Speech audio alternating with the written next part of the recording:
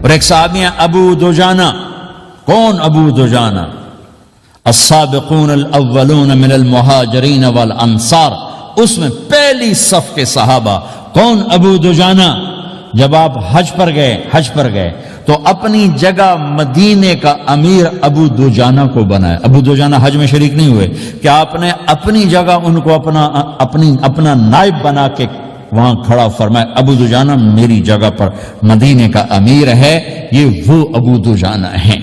کون ابو دجانہ؟ جو جنگ بدر سے لے کر آخری حج تک ہر سفر میں شریک ہیں، ہر سفر میں شریک ہیں. ان کی ایک بات میں بتانا چاہتا ہوں، پہلے تھوڑی سی ان کی ہسٹری بتانا چاہتا ہوں. کون ابو دجانہ؟ احد کی جنگ میں آپ نے تلوار اٹھائی، کہ اس تلوار کو کون لے گا؟ کئی صحابہ کھڑے ہو گئے. آپ نے کہا اس تلوار کا حق کون ادا کرے گا؟ سارے بیٹھ گئے. 3 آدمی کھڑے رہے، ایک زبیر بن عوام، ایک عمر بن خطاب، ایک ابو دجانہ. ان کا نام ہے سماک بن خرشنہ. سماک بن خرشنہ ان کا نام ابو دجانہ سے مشہور ہے. تو آپ نے تلوار نہ عمر کو دی، نہ زبیر کو دی، ابو دجانہ کو دے. تو عمر رضی اللہ عنہ نے تو محسوس نہیں کیا، حضرت زبیر نے محسوس کیا کہ اس کو کیوں دی، مجھے کیوں نہیں دی؟ میں مہاجرین میں سے ہوں، میں پھوپھی کا بیٹا ہوں، میں اس سے دلیری میں کم نہیں ہوں. بلکہ حضرت زبیر کی دلیری کی تو دھاک تھی، جدھر سلوار چلتی تھی کاٹتی چلی جاتی تھی. کہنے کہ میں دیکھوں گا یہ کیا کرتا ہے. تو ابو دجانہ کے پیچھے پیچھے زبیر ہو لیے.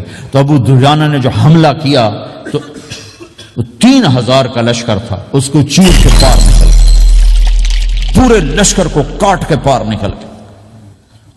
اور آگے عورتیں کھڑی تھیں جو مکے کے لشکر کو تیار کر رہی تھیں. نحن بنات طارقی نمشی علی النمارقی مشی القتل بوارقی المسک فی المخالقی المسک فی المفارقی والدر فی المخالقی ان تقبلوا نعانقی وتدبروا نفارقی فراق غیر وامقی. یہ گانا گا رہی تھیں اور ان کو تیار کر رہی تھیں.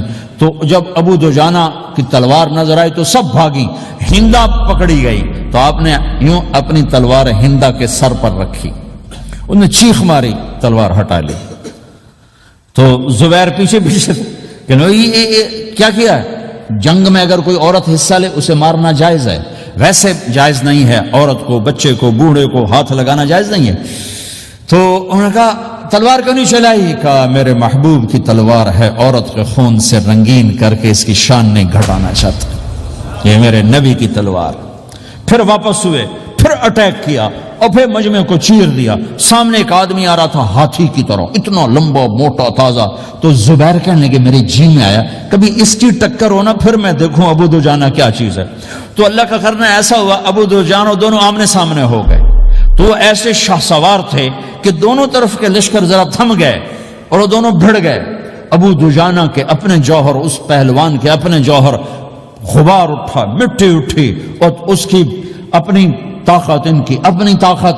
انہوں نے ابو دجانہ کو اس نے زخمی کر دیا. ابو دجانہ نے جو جوش میں آ کے ماری تلوار، اس کو لگی یہاں، تو اتنی طاقت سے لگی کہ اس کے نیچے اتر کر 2 ٹکڑوں میں تقسیم کر دی. ماری تو ایک حصہ ادھر، ایک حصہ. پھر یوں دیکھا اور اپنے چہرے سے لوہے کی ٹوپی اتاری. کما ترا انا ابو دجانہ، کیا دیکھ رہے ہو؟ میں ہوں ابو دجانہ. تلوار صحیح لی ہے میں نے، غلط نہیں لی. یہ ابو دجانہ ہیں. اور جب شکست ہو گئی احد کی جنگ میں اور پھر 10-12 آدمی نے آپ کو گھیرے میں لیا ہوا تھا، ان میں ایک ابو بکر تھے، عمر تھے، علی تھے، طلحہ تھے، زبیر تھے، سعد بن ابی وقاص تھے، اور سہل بن حنیف تھے، عبادہ قتادہ بن نعمان تھے، اور ابو دجانہ تھے رضی اللہ تعالی عنہم. ان میں سے ایک ابو دجانہ بھی تھے. اور یمامہ کی جنگ میں ابو دجانہ شہید ہوئے. یمامہ کی جنگ میں شہید ہوئے.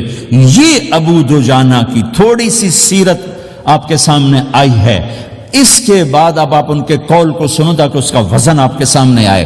یہ بدر کے شریک ہیں. اللہ کے نبی نے کہا بدر کا صحابی جو مرضی کرے بخشا گیا.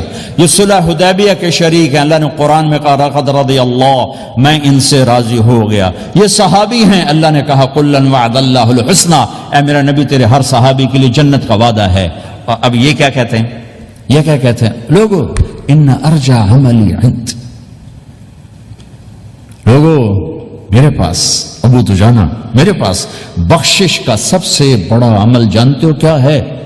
بدر نہیں، احد نہیں، حدیبیہ نہیں، خندق نہیں، خیبر نہیں، فتح مکہ نہیں، آخری حج نہیں.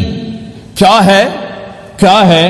لوگو ان ارجع عملی عندی، میرے پاس آخرت میں بخشش کا سب سے بڑا عمل بس ایک ہے کہ ما آذیت احدا بلسانی، میں نے اپنی زبان سے کبھی کسی کو دکھ نہیں پہنچایا. ولا اجد فی قلبی غلا لاحد، اور میرے دل میں کسی کے لیے بغض کوئی نہیں ہے، بس یہ میری بخشش کا عمل